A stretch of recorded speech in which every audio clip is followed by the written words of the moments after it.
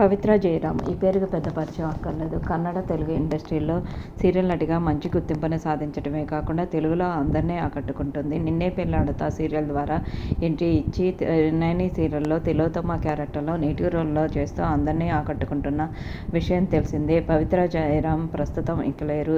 పవిత్ర జయరాం నిన్న బెంగళూరులో కారులో వెళ్తున్నారట. కారు యాక్సిడెంట్కి గురయ్యి గాయాలతో హాస్పిటల్లో జాయిన్ అయ్యారట. ఈరోజు మార్నింగ్ చనిపోయారు. ఈ విషయాన్ని భర్త చంద్రకాంత్ తెలియజేస్తూ చాలా ఎమోషనల్ పోస్ట్ పెట్టాడు.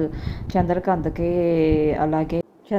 పవిత్ర జయరాం ఇద్దరు కూడా కలిసి ఉంటున్న సంగతి తెలిసిందే. పవిత్ర జయరాంకి మొదటి వివాహం జరిగింది. కూతురు, కొడుకు ఉన్నారు.